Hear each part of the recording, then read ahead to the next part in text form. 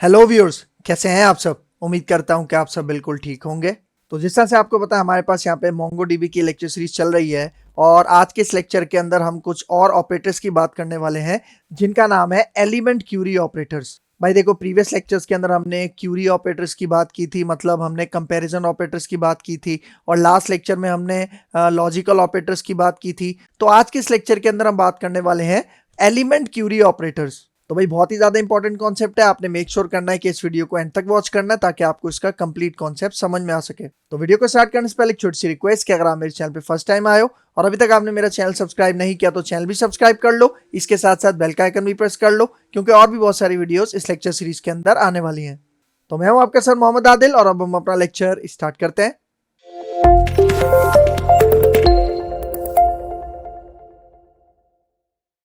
तो भाई यहाँ पे देखो मोंगोडीबी एलिमेंट क्यूरी ऑपरेटर्स, ठीक है। तो हम यहाँ पे सबसे पहले मैं आपको यहाँ पे बताना चाह रहा हूँ भाई देखो, अभी तक हम जो भी कॉन्सेप्ट यहाँ पे कवर कर रहे हैं उसके अंदर हमने फाइंड मेथड का यूज किया है। मतलब कंपैरिजन ऑपरेटर्स हो, क्यूरी ऑपरेटर्स हो या फिर लॉजिकल ऑपरेटर्स जो हमने लास्ट लेक्चर में देखे थे, इन सब के लिए हम एक मेथड यूज कर रहे हैं जिसका क्या नाम है फाइंड। मतलब सर्चिंग करवाने के लिए, कॉम्प्लेक्स सर्चिंग कराने के लिए हम फाइंड का मेथड यूज कर रहे हैं। और इसका सिंटेक्स यहाँ पे देखो क्या है, पहले डीबी आता है, फिर हमारी कलेक्शन का नाम, फिर फाइंड का मेथड और इसके अंदर हम एक क्यूरी ऑब्जेक्ट पास करते हैं जिसको सर्च क्यूरी ऑब्जेक्ट भी कहा जाता है। जिस तरह यहाँ पे देखो मैंने कहा कि भाई ये मेरी कलेक्शन नेम है, फॉर एग्जाम्पल स्टूडेंट से रिलेटेड है या फिर एम्प्लॉय से रिलेटेड है। तो यहाँ पे देखो ये जो मैंने सर्च क्यूरी ऑब्जेक्ट पास किया, इसके अंदर मैंने नेम क्या पास किया, आदिल। मतलब मैं कह रहा हूँ कि भाई आदिल का जो स्टूडेंट है इस कलेक्शन के अंदर वो आप क्या करके दो, हमें फेच करके दो। तो यहाँ पे फाइंड मेथड क्या करता है, फाइंड मेथड ये जो आदिल है ना जो कि एक वैल्यू है, ठीक है भाई। यहाँ पे देखो आदिल हमारे पास वैल्यू है और ये जो नेम है, ठीक है, ये हमारे पास क्या है, फील्ड है। तो अभी तक हमने जितना भी फाइंड मेथड को देखा है उसके अंदर हम क्या कर रहे हैं कि जो भी हमने वैल्यू पास किया ना वो वैल्यू से सर्चिंग होती है हमारी कलेक्शन के अंदर। मतलब ये जो आदिल है ना वैल्यू, ये सर्च करेगा इसको हमारी कलेक्शन के अंदर और जहां जहां उसको आदिल मिलेगा वो हमें रिकॉर्ड रिट्रीव करके दे देगा। मतलब आदिल नाम के जितने भी स्टूडेंट्स हैं वो हमें फेच करके दे देगा। लेकिन यहां पे अब हम वैल्यू की बात नहीं करेंगे, हम यहां पे बात करेंगे आज फील्ड की कि भाई अगर मुझे फील्ड के ऊपर काम करना है, वैल्यू के ऊपर नहीं, अगर मुझे कोई स्पेसिफिक फील्ड को सर्च करना है और ये देखना है कि भाई वो एग्जिस्ट करती है या नहीं करती है हमारे कलेक्शन के अंदर, तो उसके लिए हमारे पास कुछ ऑपरेटर्स होते हैं जिनको हम कहते हैं एलिमेंट क्यूरी ऑपरेटर्स। तो याद रखना कि ये हमें अगर अपने फील्ड के ऊपर अगर टारगेट करना है, फील्ड के ऊपर फोकस करना है तो उसके लिए हम ये ऑपरेटर्स यूज करते हैं, ठीक है। तो ऑपरेटर्स कौन कौन से हैं यहाँ पे देखो, सबसे पहला ऑपरेटर हमारे पास है एग्जिस्ट। देखो नाम से ही जाहिर है कि ये क्या करेगा, किसी एक कलेक्शन के अंदर हमारी फील्ड को चेक करेगा कि क्या वो एग्जिस्ट करती है या नहीं करती। फिर सेम इसी तरह दूसरा ऑपरेटर है टाइप। अब देखो टाइप रेफर कर रहा है डेटा टाइप को। डेटा टाइप का कॉन्सेप्ट हम कवर करके आए हैं कि भाई जब भी कोई हम रिकॉर्ड इंसर्ट करते हैं, डॉक्यूमेंट इंसर्ट करते हैं, तो हर डॉक्यूमेंट का कोई ना कोई आपके पास डेटा टाइप होती है। मतलब एक डॉक्यूमेंट के अंदर मल्टीपल फील्ड्स होती है ना, तो हर फील्ड के अंदर हम किस डेटा टाइप का डेटा इंसर्ट कर रहे हैं, स्ट्रिंग हो सकता है, इंटीजर हो सकता है, डबल हो सकता है, ये बहुत सारी डेटा टाइप्स हमने अपने डेटा टाइप्स वाले लेक्चर के अंदर कवर की थी। आप इसी लेक्चर के अंदर आप उसको फॉलो कर सकते हो, ठीक है। तो अगर हमें टाइप के हिसाब से कोई फील्ड सर्च करनी है तो उसके लिए हम यहाँ पे टाइप का ऑपरेटर यूज करते हैं, ठीक है। तो वन बाय वन इसको स्टार्ट करते हैं। सबसे पहले हम यहाँ पे बात करते हैं किसकी, एग्जिस्ट की। तो यहाँ पे देखो एग्जिस्ट की एक लाइन की डेफिनेशन है, ठीक है। देखो क्या कह रहा है, exist matches documents that have the specified field. मतलब यहाँ पे कह रहा है कि जो एग्जिस्ट का ऑपरेटर है ना ये हमें वो डॉक्यूमेंट्स रिटर्न करता है जिसकी फील्ड एग्जिस्ट करती है या नहीं करती। मतलब सपोज करो कि मेरे पास बहुत सारे डॉक्यूमेंट्स हैं, ठीक है। अब कुछ ऐसे डॉक्यूमेंट्स हैं जिनके अंदर एक स्पेसिफिक फील्ड एग्जिस्ट ही नहीं करती, मतलब मौजूद ही नहीं है। तो अगर मुझे ऐसे डॉक्यूमेंट्स को फेच करवाना है, गेट करवाना है, तो उसके लिए हम एग्जिस्ट का कॉन्सेप्ट यूज करते हैं। सेम इसी तरह मुझे अगर ऐसे डॉक्यूमेंट्स चाहिए जिसके अंदर मैं कह रहा हूं कि भाई ये वाली फील्ड नहीं होनी चाहिए, वो वाले रिकॉर्ड्स मुझे आप फेच करके दो, तो उसके लिए भी हम एग्जिस्ट का कॉन्सेप्ट यूज करते हैं। अभी ये मैं प्रैक्टिकल करके दिखाऊंगा तो आपको और अच्छे समझ में आएगा, ठीक है। यहाँ पे इसका सिंटेक्स देख लो। देखो सिंटेक्स में सबसे पहले क्या है, फील्ड। फील्ड मतलब जो आपकी कलेक्शन के अंदर फील्ड्स है ना, नेम हो गया, जेंडर हो गया, एज हो गया, मार्क्स हो गया, वो फील्ड होती है, ठीक है। तो यहाँ पे आपने पहले अपनी फील्ड का नाम स्पेसिफाई करना है और फिर यहाँ पे दोबारा एक कर्ली ब्रैकेट मतलब ऑब्जेक्ट स्टार्ट करना है और फिर एग्जिस्ट का ऑपरेटर यहाँ पे आएगा। और देखो एग्जिस्ट के ऑपरेटर के बाद यहाँ पे देखो इसके अंदर बूलियन वैल्यू आएगी। बूलियन वैल्यू आपको पता है सिर्फ दो टाइप्स की होती है, ट्रू होता है या फॉल्स होता है। तो अगर मैं यहाँ पे ट्रू पास करूंगा, मतलब एग्जिस्ट के अंदर अगर मैं ट्रू पास करूंगा तो वो ये देखेगा कि भाई ये फील्ड कौन कौन से डॉक्यूमेंट के अंदर एग्जिस्ट करती है, वो रिकॉर्ड्स आप फेच करके दो। मतलब ऐसे डॉक्यूमेंट्स आपने मुझे फेच करके देने हैं जिसके अंदर ये वाली जो फील्ड है वो ट्रू हो, मतलब मौजूद हो, एग्जिस्ट करती हो। लेकिन अगर मैं यहाँ पे फॉल्स टाइप कर देता हूं तो इसका मतलब वो हमें ऐसे रिकॉर्ड, ऐसे डॉक्यूमेंट्स फेच करके देगी जिसके अंदर ये वाली फील्ड एग्जिस्ट नहीं करती। ठीक है, तो सबसे पहले इसका मैं आपको प्रैक्टिकल करके दिखाता हूं। हम यहाँ पे आते हैं। ठीक है, देखो यहाँ पे मैं टाइप करता हूं विंडो आर, ये रन कमांड ओपन हो जाएगी। इसके अंदर देखो मैंने क्या लिखा है, CMD ओके करते हैं। इससे हमारा ये कमांड प्रॉम्प्ट ओपन हो जाएगा। लेकिन उससे भी पहले हमें क्या करना है, यहाँ पे अपना MongoDB कंपास ओपन करना है। ठीक है, तो यहाँ पे मैं सर्च में लिख देता हूँ MongoDB कंपास। देखो ये आ रहा है, यहाँ पे आपने क्लिक करना है। ठीक है, देखो ये हमारा MongoDB कंपास ओपन हो चुका है और यहाँ पे देखो हमने ये जो अपना कनेक्शन है वो पहले से क्रिएट किया हुआ है। ठीक है, हम इसको कनेक्ट कर लेते हैं और इसके अंदर जितने भी डेटाबेसेस हैं वो आपको यहाँ पे नजर आ रहे हैं। ठीक है, तो अब चलते हैं अपने टर्मिनल में और यहाँ पे मोंगो शेल ओपन कर लेते हैं। ठीक है, क्योंकि हम मोंगोश के ऊपर काम कर रहे हैं, तो मोंगोश लिख के यहाँ पे एंटर करते हैं। जैसे एंटर करेंगे तो हम अपने MongoDB के सर्वर के साथ क्या हो जाएंगे, कनेक्ट हो जाएंगे। ठीक है, देखो कनेक्ट हो चुके हैं, आपको यहाँ पे इन्फॉर्मेशन दिखा रहा है। ठीक है, और मैं आपको यहाँ पे शो DBs करके दिखा देता हूँ कि कौन कौन से हमारे पास डेटाबेसेस हैं। यहाँ पे देखो आपको नजर आ रहा है एम्प्लॉय DB है और हमारे पास स्टूडेंट DB है। हम काम कर रहे हैं किसके ऊपर, स्टूडेंट DB के ऊपर। तो सबसे पहले मैं यहाँ पे इसको CLS करता हूँ और अपना जो स्टूडेंट DB वाला डेटाबेस है उसको मैं यहाँ पे इस तरह से यूज कर लेता हूँ, एक्टिव कर लेता हूँ। ठीक है, एक्टिव हो गया। और यहाँ पे देखो कलेक्शन जो हम यूज करेंगे वो कौन सी कलेक्शन होगी इसके अंदर, वो भी दिखा देता हूँ।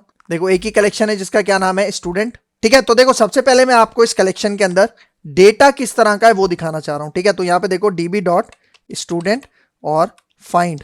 ठीक है, यहाँ पे आके मैं एंटर करता हूँ तो ये देखो हमारे पास कुछ रिकॉर्ड्स यहाँ पे हमें मिल रहे हैं। लेकिन अब यहाँ पे एक चीज नोटिस करना भाई, देखो हमारे पास ये एक डॉक्यूमेंट है जिसके अंदर हमारे पास देखो ID, name, gender, age, class, marks और सिटी की फील्ड मौजूद हैं। तो यहाँ पे देखो आपको एक फील्ड नजर आ रही होगी सिटी। अब देखो जो सिटी की फील्ड है ना, ये किसी डॉक्यूमेंट में मौजूद है और किसी डॉक्यूमेंट में मौजूद नहीं है। मतलब किसी डॉक्यूमेंट में ये वाली फील्ड एग्जिस्ट करती है और किसी डॉक्यूमेंट के अंदर ये वाली फील्ड एग्जिस्ट नहीं करती। मैं आपको दिखा देता हूं। यहाँ पे देखो अहमद का डेटा है, ठीक है, इसके अंदर सिटी मौजूद है। फिर नीचे आ जाओ, आयशा का डेटा है, यहाँ पे देखो यहाँ पे सिटी की फील्ड मौजूद नहीं है, मतलब मार्क्स के बाद सिटी की फील्ड मौजूद नहीं है। फिर नीचे आ जाओ, बिलाल का डेटा है, यहाँ पे देखो यहाँ पे सिटी मौजूद है। फिर यहाँ पे आ जाओ, फातिमा के अंदर भी सिटी मौजूद नहीं है। ठीक है, मतलब कुछ ऐसे डॉक्यूमेंट्स हैं जिसके अंदर सिटी एग्जिस्ट करती है और कुछ ऐसे डॉक्यूमेंट्स हैं जिनके अंदर सिटी एग्जिस्ट नहीं करती। तो अगर मुझे ऐसे डॉक्यूमेंट्स को फैच करना है जिसके अंदर सिटी एग्जिस्ट करती है और अगर मुझे ऐसे डॉक्यूमेंट फैच करना है जिसके अंदर सिटी की फील्ड एग्जिस्ट नहीं करती, तो उसके लिए हम ये एग्जिस्ट का ऑपरेटर यूज करते हैं। ठीक है, तो यहाँ पे देखो मैं नीचे चलता हूँ, इसको हम एक दफा CLS कर लेते हैं। ठीक है, तो यहाँ पे देखो अब मैं DB.student और इसके बाद फाइंड। ठीक है, और इसके अंदर सबसे पहले आपने एक ऑब्जेक्ट ओपन करना है, मतलब कर्ली ब्रैकेट, और इसके अंदर अब आपने फील्ड का नाम देना है। ठीक है, मैं यहाँ पे सिटी की फील्ड को टारगेट कर रहा हूँ। ठीक है, तो इस तरह से सिटी कोलन, और उसके बाद दोबारा आपने यहाँ पे एक ऑब्जेक्ट स्टार्ट करना है, मतलब कर्ली ब्रैकेट ऑन और ऑफ, और उसके बाद अब मैं यहाँ पे ऑपरेटर पास करूंगा एग्जिस्ट। ठीक है, एंड में ऐसा आता है, ये आपने याद रखना है। उसके बाद कोलन यहाँ पे लगाऊंगा और यहाँ पे देखो मैं सबसे पहले पास करता हूँ ट्रू। ट्रू का मतलब मैं ऐसे डॉक्यूमेंट्स फेच करना चाह रहा हूं जिसके अंदर ये जो सिटी वाला कॉलम है ना, ये एग्जिस्ट करता हो। तो जहां जहां एग्जिस्ट करता होगा वो सारे डॉक्यूमेंट्स मुझे यहाँ पे फेच हो जाएंगे। ठीक है, तो देखो यहाँ पे आके मैं इसको एंटर करता हूं, आप रिजल्ट देखना। तो ये देखो जैनब है, इसके अंदर आपको सिटी नजर आ रहा है। ठीक है, फिर देखो सारा का रिकॉर्ड है, इसके अंदर आपको सिटी नजर आ रहा है। फिर देखो यहाँ भी सिटी है, यहाँ भी सिटी है, ऊपर देखो यहाँ पे भी सिटी है। मतलब सारे रिकॉर्ड्स वो आ रहे हैं जो कि जिसके अंदर सिटी एग्जिस्ट करता है। ठीक है, लेकिन अगर मैं यहाँ पे आऊं, इसको CLS करता हूं, दोबारा इसी क्यूरी को लेके आता हूं और अब देखो अब मैं यहाँ पे पास कर देता हूं फॉल्स। ठीक है, अब मैं यहाँ पे पास करता हूं फॉल्स और यहाँ पे आके अब मैं एंटर करता हूं, अब रिजल्ट देखना। तो अब देखो अब आपके पास ऐसे डॉक्यूमेंट्स शो हो रहे हैं जिसके अंदर सिटी एग्जिस्ट नहीं करता, क्योंकि मैंने एग्जिस्ट के अंदर फॉल्स टाइप कर दिया था। तो यहाँ पे देखो ये उस्मान का डेटा, इसके अंदर आपको सिटी देखने को नहीं मिलेगा। फातिमा का डेटा, यहाँ पे भी सिटी नहीं है। फिर देखो आयशा का डेटा, यहाँ पे भी सिटी नहीं है। तो इस तरह से अगर आपको किसी फील्ड को टारगेट करके डॉक्यूमेंट्स फेच करने हैं तो हम ये एग्जिस्ट का ऑपरेटर यूज करते हैं। ठीक है, फिर आ जाओ नेक्स्ट ऑपरेटर की तरफ। ठीक है, तो ये एग्जिस्ट आपको क्लियर हो चुका होगा। ठीक है, अब आगे आ जाओ। अब देखो नेक्स्ट है टाइप ऑपरेटर। टाइप मैंने क्या बताया, डेटा टाइप। ठीक है, तो यहां पे देखो क्या कह रहा है टाइप के बारे में, select document if a field is of the specified type. मतलब ये ऐसे डॉक्यूमेंट आपको सिलेक्ट करके देता है, फेच करके देता है, जिसके अंदर किसी स्पेसिफिक फील्ड की डेटा टाइप से आप सर्चिंग करवाना चाह रहे हो। मतलब मैं कह रहा हूं कि भाई मेरे पास एक कलेक्शन है जिसके अंदर मार्क्स की एक फील्ड है, मतलब स्टूडेंट नाम की एक कलेक्शन है, उसके अंदर मार्क्स की एक फील्ड है।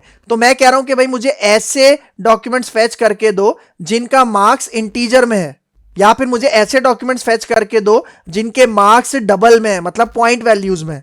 तो इस कॉन्सेप्ट के लिए हम यहाँ पे यूज करते हैं ये टाइप का ऑपरेटर, ठीक है। तो इसका सिंटैक्स भी उसी तरह से है। यहाँ पे देखो, सबसे पहले कर्ली ब्रैकेट स्टार्ट करना है, मतलब ऑब्जेक्ट स्टार्ट करना है, फिर आपकी फील्ड का नाम आएगा जिस तरह मैंने बताया मार्क्स।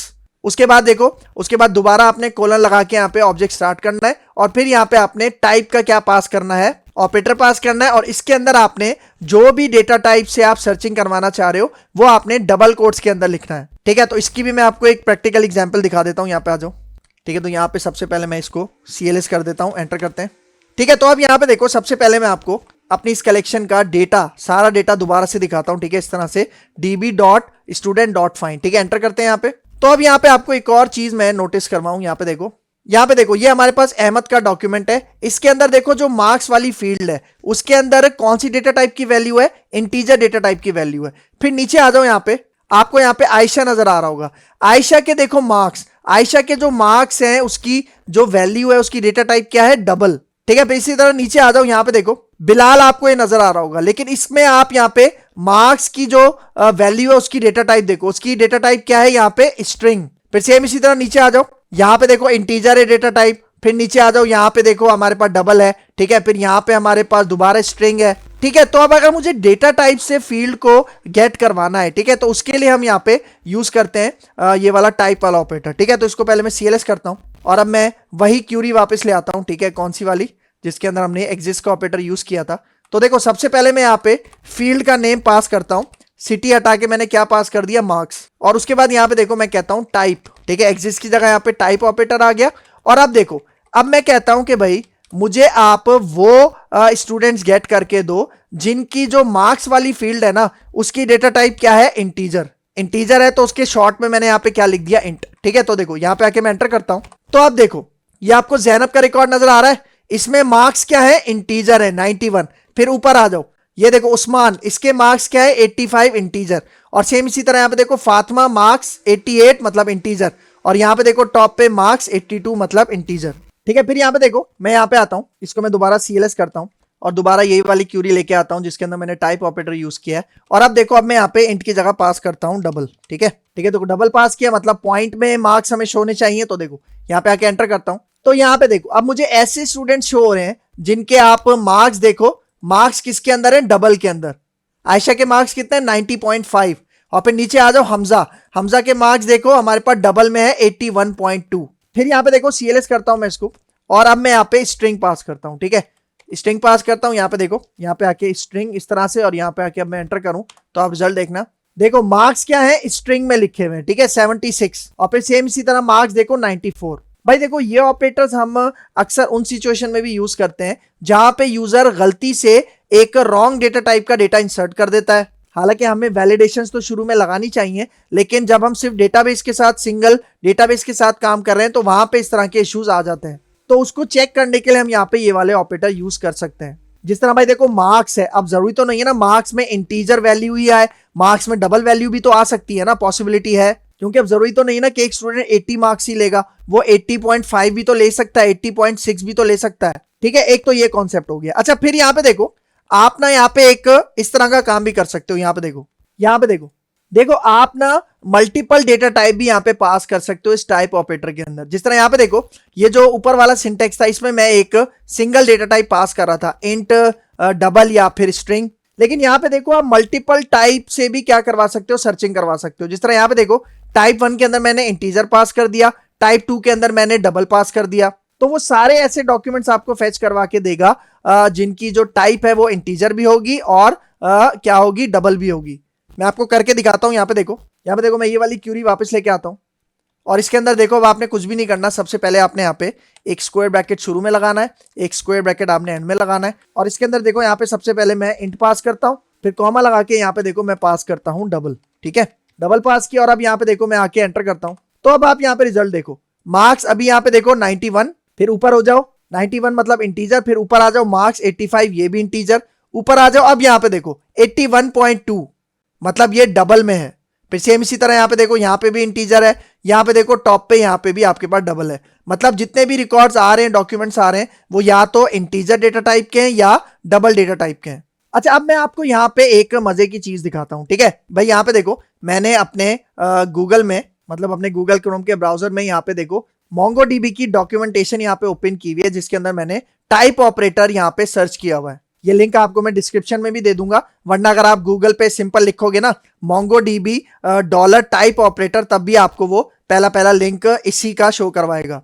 तो यहाँ पे देखो, अगर आपको टाइप के बारे में पढ़ना है, ठीक है, उसका सारा सिंटैक्स, सारी चीजें वो यहाँ से आपको मिल जाएंगी। लेफ्ट साइड पे देखो, यहाँ पे आपको नजर आ रहा होगा एग्जिस्ट भी नजर आ रहा है, टाइप भी नजर आ रहा है। हम यहाँ पे टाइप की बात कर रहे हैं, देख रहे हो यहाँ पे सिंटैक्स भी बता रहा है, सारी चीजें। यहाँ पे आपने स्क्रॉल करके थोड़ा सा नीचे आना है, ठीक है। यहाँ पे देखो, ये आपको सारी डेटा टाइप्स दिखा रहा है, मतलब कौन कौन सी डेटा टाइप्स आप यहाँ पे यूज कर सकते हो। और देखो उसके साथ इसका एक नंबर भी आपको दिखा रहा है, नंबर भी बता रहा है। और एलियास का मतलब, जिस तरह यहाँ पे देखो हमारे पास एक डेटा टाइप है बूलियन, लेकिन जब भी हम उसको लिखते हैं सिंटेक्स में, तो हम यहाँ पे उसका शॉर्ट लिखते हैं बूल। सेम इसी तरह हम इंटीजर होता है पूरा इंटीजर कहते हैं, लेकिन लिखते क्या है, इंट। और यहाँ पे आप एक और चीज नोटिस करो, यहाँ पे कुछ डेटा टाइप्स आपको ऐसी भी दिखाएगा जिसके आगे यहाँ पे देखो क्या लिखा हुआ है, डेप्रिशिएटेड। डेप्रिशिएटेड का मतलब कि ये जो लेटेस्ट वर्जन होंगे मोंगोडीबी के अंदर, उसके अंदर आपको ये डेटा टाइप्स देखने को नहीं मिलेंगी। सेम इसी तरह यहाँ पे देखो एक अनडिफाइंड डेटा टाइप है जो कि डेप्रिशिएट हो चुकी है। फिर देखो डीबी पॉइंटर है, ये भी डेप्रिशिएट हो चुकी है। और फिर देखो सिंबल, ये भी डेप्रिशिएट हो चुकी है। लेकिन भाई देखो, मैं जो आपको यहाँ पे एक चीज बताना चाह रहा हूँ ना, वो क्या है, यहाँ पे देखो नंबर। इसका मतलब भाई देखो, जो भी डेटा टाइप है, आप या उसका एलियास यूज कर लो या उसका आप नंबर यूज कर लो। देख रहे हो, मतलब देखो अगर आप 1 लिखोगे, कहां पे लिखोगे, यही जो टाइप का सिंटेक्स मैंने आपको दिखाया था ना, यहाँ पे देखो, ये देखो मैं यहाँ पे आके इसको एक दफा CLS करता हूँ, और फिर देखो यही वाला जो डेटा है मैं वापस लेके आता हूँ। और यहाँ पे देखो, यहाँ पे मैं इंट की जगह यहाँ पे देखो क्या पास करता हूँ, 1। इंट नहीं, सॉरी, डबल की जगह मैं यहाँ पे क्या पास कर रहा हूँ, 1। क्योंकि अगर आप यहाँ पे टेबल देखो डबल का नंबर क्या है, 1। तो यहाँ पे देखो अगर मैं डबल पास करता हूँ और अब मैं यहाँ पे आके एंटर करता हूँ, तो आप रिजल्ट देखना, तो ये देखो सारे वही रिकॉर्ड दिखा रहा है जिसके मार्क्स क्या है, डबल के अंदर है। देख रहे हो 90.5 और यहाँ पे 81.2। सेम इसी तरह अगर हम यहाँ पे इंटीजर का नंबर देखें, ठीक है, तो नीचे चलते हैं। यहाँ पे देखो आपको नजर आ रहा है, तो भाई देखो अगर 32 बिट इंटीजर है तो आपने नंबर पास करना है यहाँ पे 16। लेकिन अगर 32 बिट से ज्यादा है तो यहाँ पे आपने क्या यूज करना है, यहाँ पे आप नंबर यूज करोगे देखो 18, जो कि 64 बिट इंटीजर का है। और उसके लिए आप डेटा टाइप क्या लिखोगे, लॉन्ग। हम जब डेटा टाइप्स का कॉन्सेप्ट पढ़ रहे थे, ये चीजें मैंने आपको वहां पे बताई थी, ठीक है। तो यहाँ पे देखो अगर आप 18 पास करो, हम यहाँ पे क्या पास करते हैं, 16, ठीक है। तो यहाँ पे आ जाओ, ठीक है, मैं CLS करता हूँ दोबारा, और यहाँ पे आके मैं यहाँ पे क्या पास करता हूँ, 1616, ठीक है। तो यहाँ पे आके एंटर करते हैं, तो अब यहाँ पे देखो सारे इंटीजर आ रहे हैं। देखो मार्क्स 91, 85, 88 और फिर यहाँ पे देखो 82। और भाई आप चाहो तो यहाँ पे डबल भी पास कर सकते हो, मतलब 2 डेटा टाइप भी एक साथ पास कर सकते हो। किस तरह से, यहाँ पे देखो मैं यहाँ पे कहता हूँ फॉर एग्जाम्पल 1,16, ठीक है, इस तरह से। तो यहाँ पे आके एंटर करूंगा तो क्या होगा, इंटीजर और डबल के जितने भी स्टूडेंट्स हैं वो हमें दिखाएगा। एंटर करते हैं यहाँ पे, तो यहाँ पे देखो इंटीजर है मार्क्स 91, ठीक है। ऊपर आ जाओ, यहाँ पे देखो 81.2 मतलब डबल, ठीक है। तो आपको पूरी डेटा टाइप लिखने की जरूरत नहीं है, आप सिंपल क्या करो, इसका जो भी नंबर है वो आप यहाँ पे पास कर सकते हो। और देखो वो आपको इस वाली ये जो डॉक्यूमेंटेशन है मोंगोडीबी की, उसके अंदर आपको ये सारी चीजें देखने को मिल जाएंगी। ठीक हो गया, समझ आया आपको यहाँ तक? तो यहाँ पे हमारा ये लेक्चर हो गया है वाइंड अप। तो अगर आपको मेरी वीडियो पसंद आई है तो मेरा चैनल जरूर सब्सक्राइब करके जाना, इसके साथ साथ बेल का आइकन भी प्रेस करना, क्योंकि और भी बहुत सारी वीडियोस इस लेक्चर सीरीज के अंदर आने वाली हैं। तो अगर आपको मेरी वीडियो पसंद आई है तो मेरे चैनल लाइक कीजिए, शेयर कीजिए और सब्सक्राइब कीजिए, और मुझे अपनी दुआ में याद रखिए। तो मिलते हैं इंशाल्लाह नेक्स्ट लेक्चर में, तब तक के लिए दीजिए इजाजत। अल्लाह हाफिज।